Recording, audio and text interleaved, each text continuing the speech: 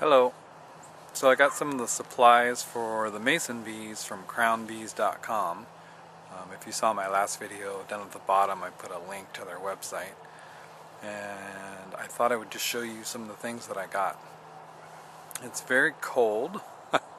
It's like 30 degrees now, so the temperature is dropping. Next week it's supposed to be in the 30s all week. So I'm going to make this kind of a quick little video. I'm outside because I don't want the cocoons to be warm in the house. So I've got them outside with me in their little container, and I'll show you that. So it's going to be just a little fast video, show you some of the supplies that you can get. So what I ordered was these reeds. They're called Lakebed Reeds. They kind of look like bamboo. What they are is about 6 inches long. They've cut them just on the other side of this node so that the ends are kind of capped off by nature.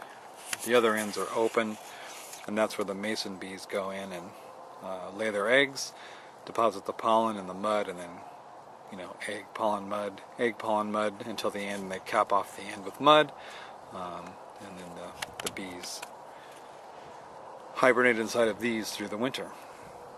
And then as an accessory kit, all these were together. This is the Humidifier. It's a little humidifier. Down here on the bottom is a layered system. The first layer is right here. This greenish looking sponge absorbs the water.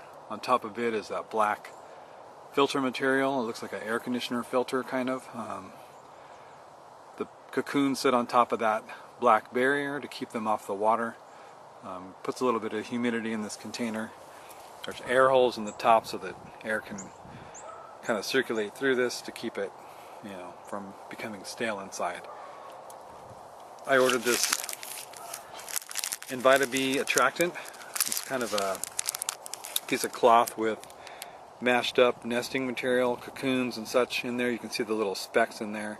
And what you do is you wrap it around. You take it out of the cellophane when it's time. You wrap it around the reeds.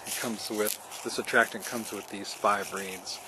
You wrap that cloth around the whole bundle of reeds, and it kind of puts the scent of nesting material in there so that the bees know where to come back and start their nesting process.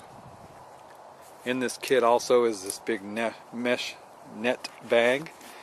What you do is you put the reeds inside this bag, draw the strings closed, and it keeps any predatory bugs from laying their eggs inside the mason bee eggs themselves or inside of the nesting material.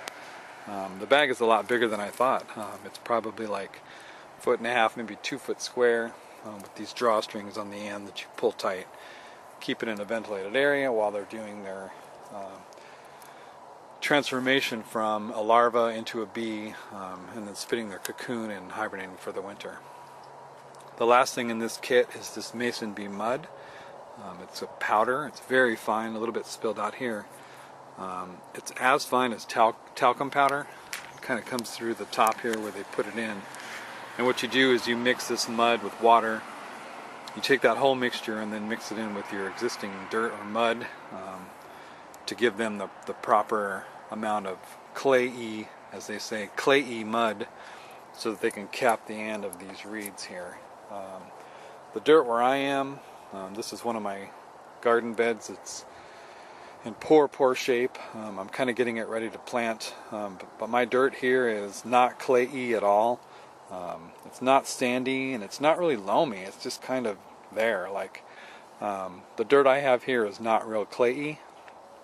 And so I'm hoping that this mason bee mud will give them the consistency of mud that they need to cap off the ends of these reeds.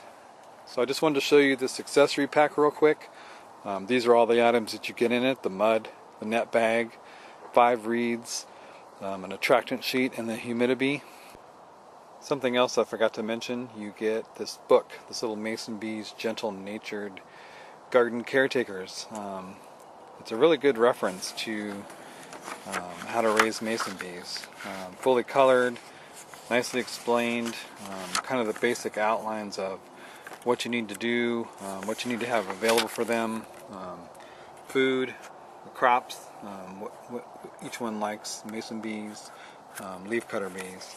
And it just goes through here. There's a timetable. It tells you what to do each month from January through September and October.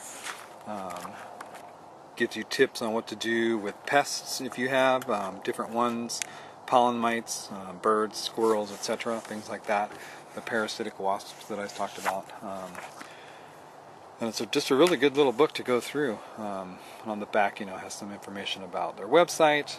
You can follow them on Facebook, on Twitter, on Pinterest, things like that. Nicely colored, nicely done. Not too in-depth, but just an overview of what you need to have available for them. So there you go. I just wanted to share that with you. Stay warm if you're in the part of the country where it's cold.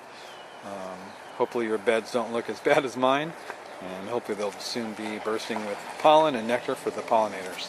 Thanks again for watching. I hope you enjoyed this video, and I will talk to you later. Bye.